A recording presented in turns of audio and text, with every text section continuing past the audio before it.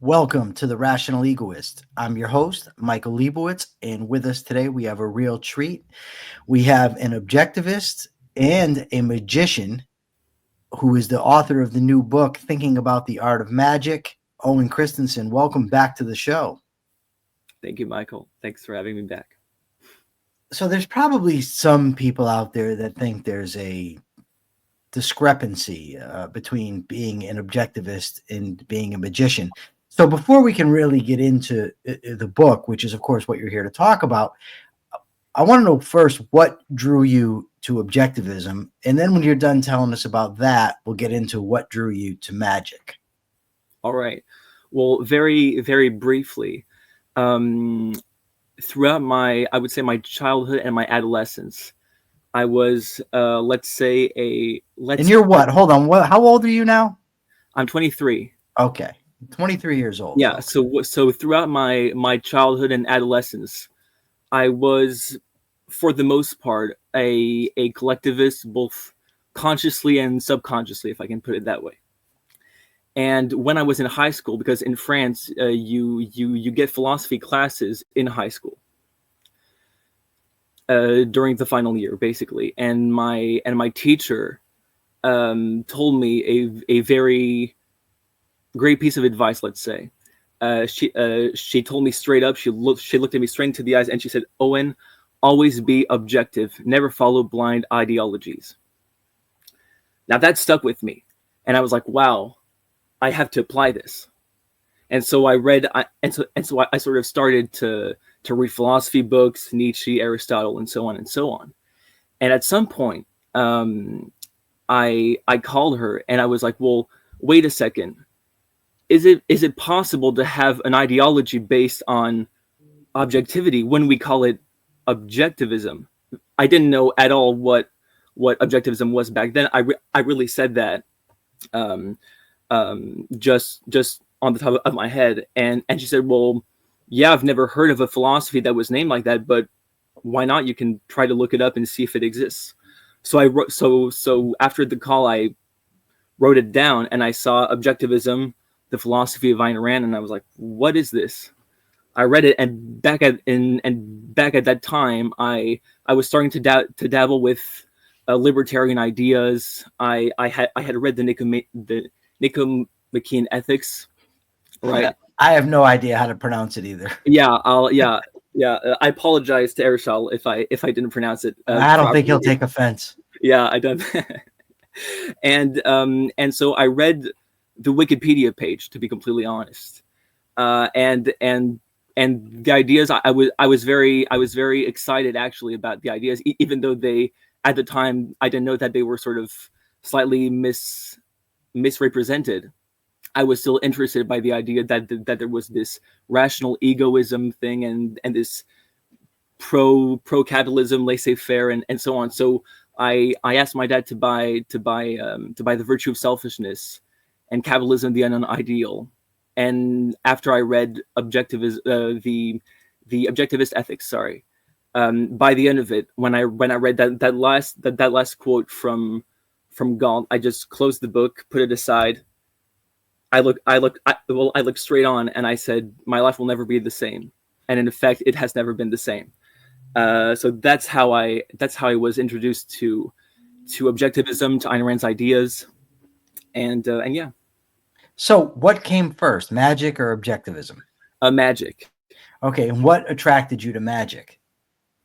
I will. Well, if you sort of go back to the sort of collectivist context, I was very fast. Like when I had that first experience of my first magic trick when I was around 14, I was completely fascinated, and my first thought was, I need to be able to know, first of all, because I was interested in how that sort of secret mechanism made that trick possible. But after a couple of weeks, months, and years, I sort of grew more consciously towards a single goal, that my duty as a magician was to be able to please the spectator, to sort of change his life. And at some point, right before I discovered Ayn Rand's ideas, I thought that if a magician didn't change the life of his spectators, he wasn't a good magician, because he wasn't sort of actually impacting him. He wasn't actually making him happy. He wasn't sort of changing him philosophically and spiritually in the broad sense of the term. When you first got into objectivism, did you think there was a conflict between the two? Because, I mean, on the one hand, you've got this magic, which is, I don't want to say deceptive, but can kind of be thought deceptive and pretending to be of the supernatural, that sort of thing. And you have this hardcore realist philosophy. I can imagine you must have had some kind of cognitive dissonance going on. I will say yes. The only thing I would add is that I had, before actually getting to sort of discover and trying to grasp Ayn Rand's ideas, I had already rejected magic. I had sort of put it aside for quite some time, because I had ended up at this sort of dead end, which just made me completely depressed about, like, oh, well, I'll never be able to satisfy others. I'll never be able to sort of please others, make them happy, change their lives. And at some point I was sort of out of a crossroad. I'm either depressed and I keep on doing magic, or I keep on doing magic and I'm just completely depressed. I put magic aside, and so when I discovered Ayn Rand's ideas, I was like, well, wait a second, how can I try to relate this with magic? Is it compatible? Could I sort of keep that passion that I put aside? Can I sort of bring it back on the stage of my life or not? And ultimately, the answer is yes. Spoiler alert. But at that time, I thought at first that, oh, well, it was impossible. Magicians it's either meant to deceive someone or to make him happy. But the idea of a selfish magician was a bit of a selfish in the objectivist sense, by the way. A selfish magician, one that would perform for his own sake, was a bit difficult to grasp. But as soon as I wanted to bring back magic into my life, I was like, well, now I have to sort of take a step back and not take what the culture has sort of created, but I have to sort of start from scratch and identify it on my own. I have to identify what the art of magic is. What am I really deceiving in a very malevolent sense my audience or not? Am I in what way can I sort of put myself first without sacrificing myself to others or others to myself, right? And so you can see the process in the book, the result of that thinking. But sort of putting the entire culture aside and saying, well, let's put that aside for a moment and let's sort of actually focus on what magic is, was the most complicated thing of all. But when I discovered it, when I had a proper definition with the proper integrations that didn't sort of conflict with the rest, I was like, finally, I got something I can bring it back into my life. And now the result is the book and the way I perform now. Now, all of magic, it seems to me from reading your book, can be boiled down to the illusion of impossibility. Absolutely. What is the illusion of impossibility? Well, to begin with, because there's a couple of stages to actually understand it, but basically it's a conceptual illusion. Fundamentally, it's a conceptual illusion. What I mean by that is that usually you have optical illusions, like when you see a stick in the water, or you sort of look at an image that's supposed to be still, but when you move your eyes around it, it seems like it's sort of moving, right? Those are sensory illusions. Conceptual illusions are illusions not of a specific concrete or of a specific percept, but of a given situation, right? So for instance, when, let's say that you're putting your kid, a sort of infant, to bed, you go to sort of start watching a movie or whatever, and throughout your life until this point, you thought that he couldn't get out of his crib, right? but as soon as you see him sort of walking to the into the living room or something, you're sort of shocked. You're sort of like, well, that's not supposed to happen. That's impossible, right? Or if you were sort of meeting someone and he said, "Oh, Michael," and you would sort of, wait, how do you know my name? Right? The I've never met you. I don't know in any way possible that you could know me. How did you guess my name? Almost like if you had this sort of intuition from I don't know where. And ultimately that's the illusion of impossibility in essence. It is a conceptual illusion based on an incomplete context. So you don't know the full context, the method from the magician's standpoint. It's a conceptual illusion based on an incomplete context that results in an experience of a seemingly metaphysical impossibility, basically. Right. So it's like I have a chapstick and I can't do magic, but we're going to pretend I can. Yeah. Right. And yes. Through sleight of hand and distraction, I can maybe make the chapstick appear to disappear. So the person watching, I have a different context because I know what I'm doing. I know all the factors involved. I know what's coming, everything. The person doesn't know that. Yes. So it appears to that person that I've done the impossible. Yeah. But on some level, I mean, most people that are, of sound mind understand that what happened isn't actually impossible. Yeah. But it nonetheless appears to be so, right? Yeah, absolutely. Yeah. Now, within this, the given context that the parties have, throughout the history of magic, what has been the relationship of both the participant and of the magician to the magic, and what, in your view, should that relationship be? Okay. I would say that in most of the history of magic, a lot of it has been either a deception or a sort of pleasure or sort of a people-pleasing type of relationship. Now, on the deceiving end, you would have any person who's trying to fool or who's actually trying to sort of communicate irrational ideas, right? He's the let's call him the sort of the deceiver, basically. I don't talk about the specific archetypes. I simply say that from the magician's standpoint, he can either deceive or he can either please others. And on the other end, the spectator can either sort of try to sabotage or try to figure out how it's done, or sort of try to smile his way through the performance to make the magician feel happy. So hold on 1 second. Well, Owen, I want you to hold that thought. Please don't get distracted, but it's important. Because I find this interesting, and this is, I think, going to develop the conversation. I intentionally asked how people related to the magic, but it seems like what you're saying is that the people don't historically actually relate to the magic. They attempt to relate to each other.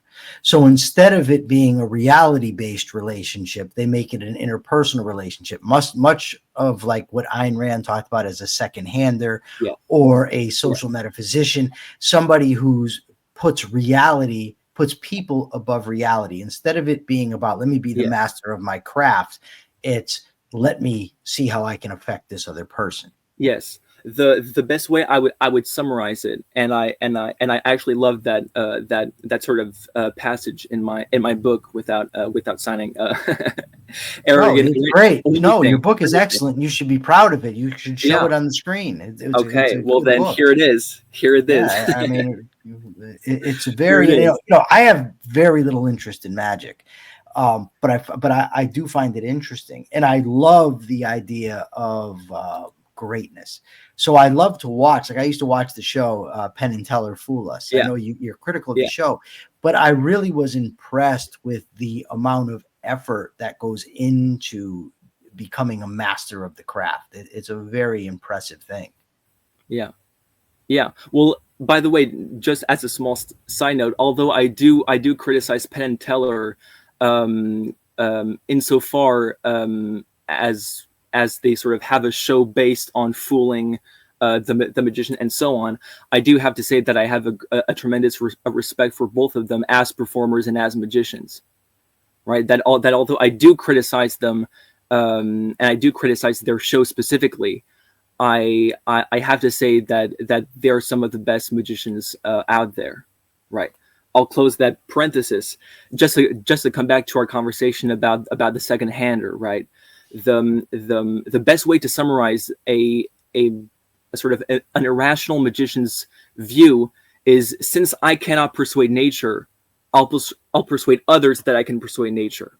In effect, that would be the best way to summarize their view. Whether they're a deceiver, whether they're a mystic, whether they're a people pleaser, they're trying to use magic as a way to sort of prove to others that they're worth it, they're legitimate, that they're the big deal, basically. And on the spectator side of whether they're sort of fakingly smiling like that was great and so on, they're doing basically the same thing, only they're not trying to persuade the magician through magic tricks, but through their sort of participation with him, whether they're sort of going with him or not. Right, like for instance, a magician that would claim like, oh well, I can actually perform miracles, and the spectator who's like, oh yeah, absolutely, yeah, obviously, yes, yeah, and he just wants to sort of legitimize the magician, but also to sort of try to legitimize his irrational ideas. Both go hand in hand, but not in the proper sense of the term. To sort of go back to the second part of your question, ideally, the rational magicians and spectators should treat magic as it is, meaning that as an illusion of impossibility. What that means is that the magician knows that he cannot perform miracles, right? That he cannot sort of modify nature with his consciousness, that he has to sort of accept the facts that A is A, basically. And so it relates to objectivism in that sense.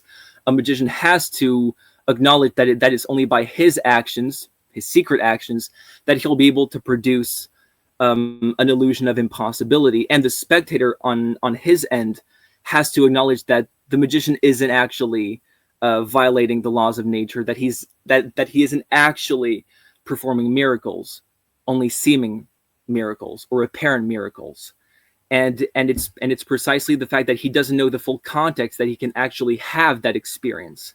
And in this sense, the difference between the rational pursuers of magic and the irrational ones is precisely because the first ones accept that magic, and more specifically the illusion of impossibility, rests on the absolutism of reality and man's rationality. The others do not, and the others reject it wholeheartedly and try to deceive and implement any possible vice possible to human beings, in effect. So Ayn Rand's theory of art is about making one's abstract values concrete, right? It's to put your abstract values into concrete form so you can experience them, in reality. And of course, I mean, she broadens it out to that art should be inspiring, should represent the heroic, that sort of thing. But you analogize magic to art, and I thought you did a very good job about it. Tell us a little bit about how magic as you present it fits with Ayn Rand's theory of aesthetics, or her theory of art. Yeah. So basically, here it's important to distinguish between a magic trick and a magic performance, right? Okay. A magic trick happens fundamentally here, now, in reality, right? If I ask you to take a card, think about it, and so on, I'm interacting directly with you, and I'm basing the context here on Earth with the laws of nature as the sort of fundamental prerequisite, of that interaction. Right. If as soon as in the context of a magic trick, either the magician or the spectator try to claim or modify the nature of that trick, it ceases to actually be a trick, and it's just a sort of conflict of some sort. A magic performance, on the other hand, recreates an entire different universe in that sense. So while magic tricks base the effects here on Earth, that there's a continuity between the before, the during, and the after of a magic trick, a magic performance recreates a universe. Now, whether malevolent or benevolent, that's another question. But it recreates a universe within that performance, either through either a story, or on the other hand, an actual performance, a sort of theater-like performance, and the person is going to use basically magic methods or secret methods to present a view of man and of reality, or of existence, metaphysical value judgments, to be more specific.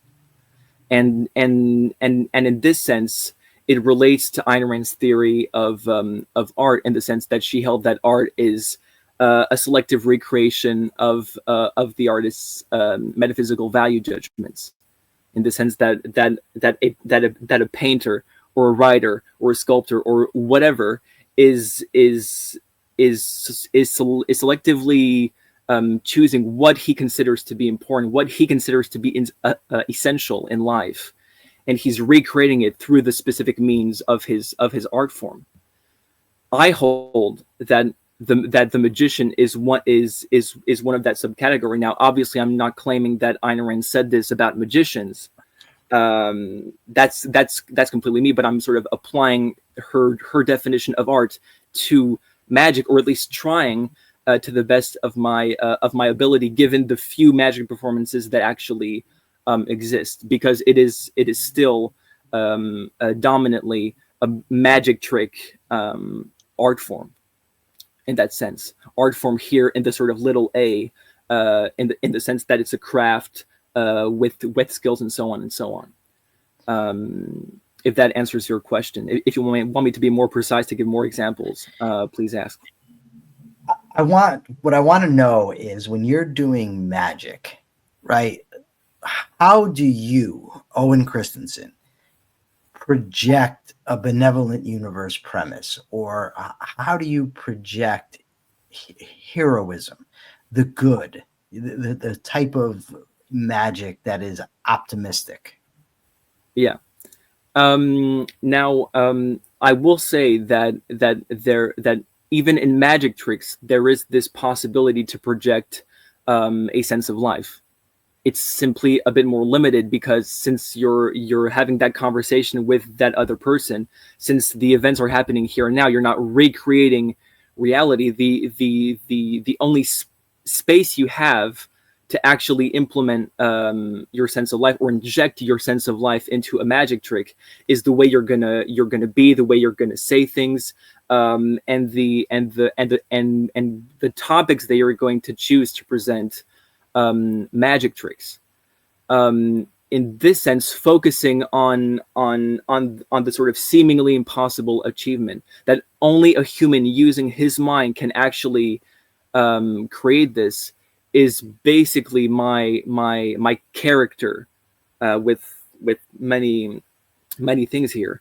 When I perform and people ask me, like, oh, well, did you actually do that?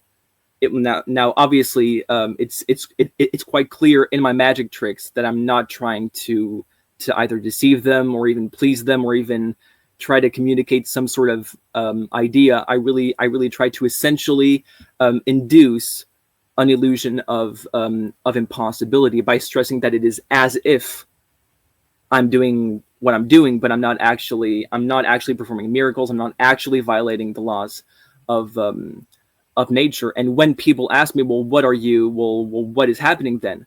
I'm like, the only thing I'm doing is that I'm secretly and thinking about all of the possible all of the possibilities of an interaction, and I hide just enough so that from going from A to C, you don't see the B.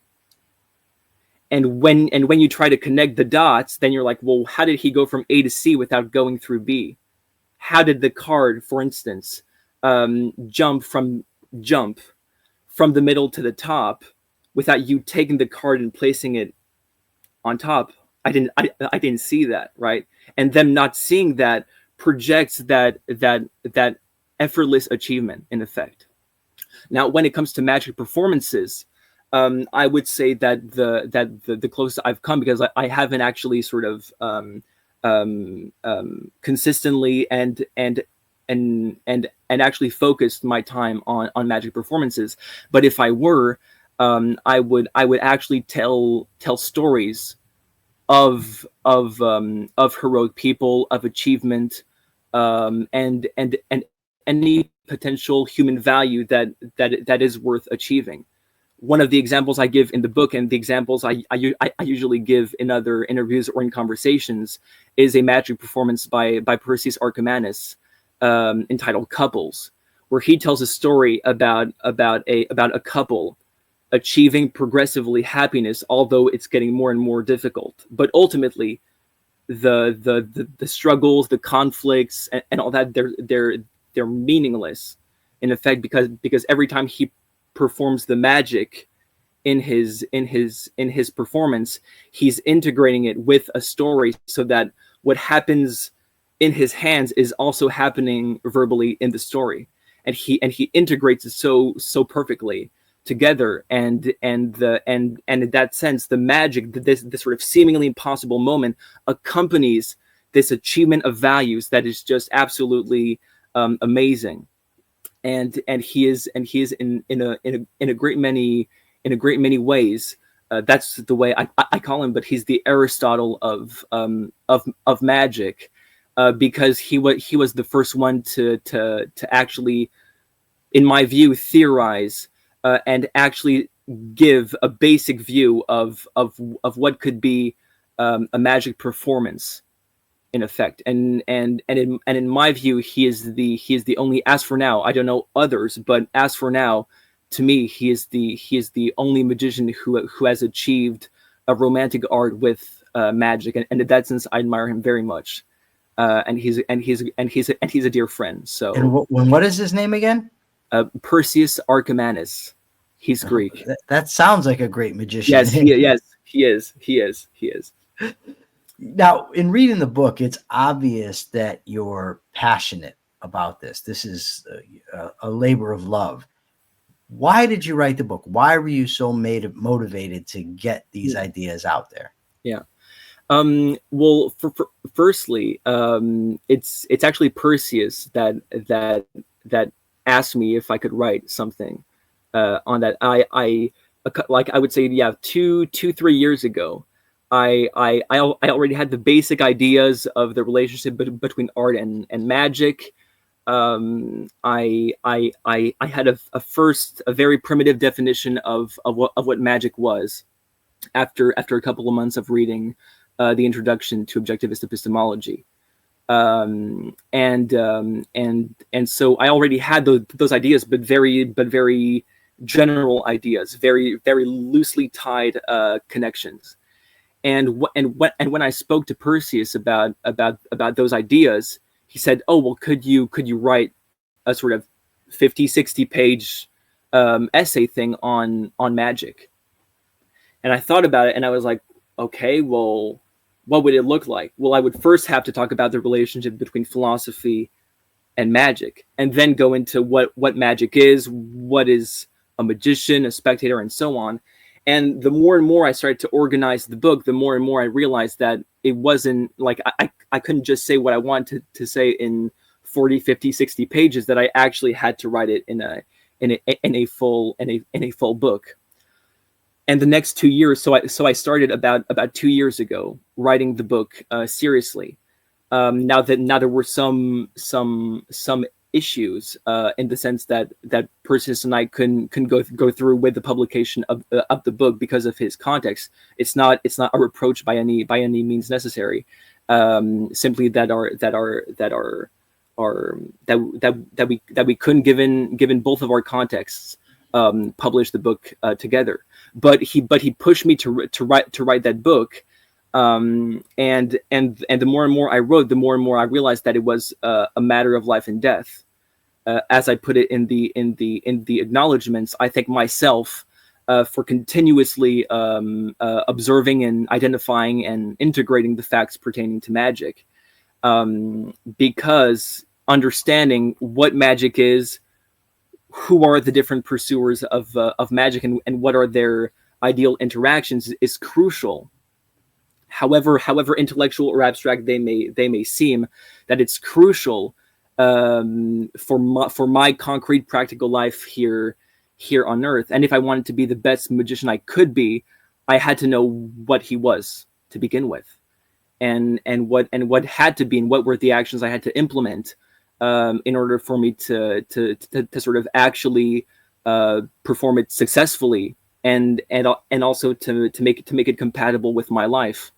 I couldn't sort of continue perform magic the way I used to in the past when I was an adolescent. I had to completely reshape the entirety of what I perform, why I perform it, and it led me ultimately to the book, but also to my own style that has tremendously changed since I came to the conclusions I came to. Owen, you're 23 years old. Yeah. Where do you see yourself 5 years from now? 5 years from now, I would say with a couple of more identifications, more conclusions, expanding my mind to the most I can. In terms of magic, I would love to perform more, communicate those ideas, because one thing that's great about performing magic the way I do is that simultaneously you communicate philosophical ideas, right? To say that A is A, I'm only seemingly performing something, it means that you're ultimately going to discuss a sort of metaphysical realism in some form or another. You're actually talking to the audience about the sort of underlying premises that make that experience possible. And I had a gig about 2 months ago, and almost every table I went to, and after performing one trick, they would instantly ask, "Oh, well, what do you do?" and so on and so on. "Oh, well, I study philosophy. I'm in a master's degree." "Oh, well, how do you relate that to magic?" "I'm glad you asked." And then I sort of talk about the whole thing. But since my entire philosophy is concretized in the way I perform and in the actions I implement, I can directly piggyback off of the performance. And I usually mention, well, when I say "as if," I don't mean it as an actual sort of as a random word. I'm in me saying "as if," it is as if I was doing this, or it is as if I was achieving a miracle. In effect, my entire philosophy is implicit, because I'm acknowledging that A is A. Facts aren't going to change because I want it, or you want it, or anybody wants it. It is what it is, and I'm implementing the proper actions, the secret actions, for you to get that experience. And it's my selfish joy to actually being able to implement all of those actions that will give you that experience, and just the pleasure of knowing, even before there's that reaction, even before I know that they're gonna have that experience of successfully achieving the secret method, and then knowing what is going to happen in a couple of seconds or minutes is just mwah. Did you say you're in a master's program? Yeah, I'm currently undergoing a master's degree in philosophy. Jeez, you're a busy guy. That's awesome. So, where can people find you? Where can they find your book? Well, I'm going to include a link to your book, not to your book, but to purchase your book with the show. But where can people find you? Yeah, well, they can find me on Instagram at Owen Christensen. That's pretty much it. I would say Facebook, but ever since the U.S. elections, I've been sort of how could I say this? I've withdrawn a bit from Facebook, given the multiple posts about Trump, whether on sort of objectivist for groups or whatever. Now, obviously, I understand that people have to sort of live here now and sort of understand the facts and so on. But the fact that it has sort of gone a bit away from philosophy and so on has sort of pushed me a bit away. It's devolved. Yeah, exactly. Yeah. Exactly. In one sense, I understand it, but you can find me on Facebook too, but mostly on Instagram, where I'm active, at least on my phone. Show them the book and tell them what its title is again. Yeah, the title is "Thinking About the Art of Magic." And what's the subtitle? I think the subtitle is good too. And the subtitle is "The Beginnings of a Rational Philosophy of Magic." It's definitely worth a read, people. Owen, thank you so much, and I hope you'll come back again. You're great. I think you've got a big future as a magician and an objectivist. Thank you, Michael. For now, this is the Rational Egoist signing out. I'm Michael Leibowitz. Till next time.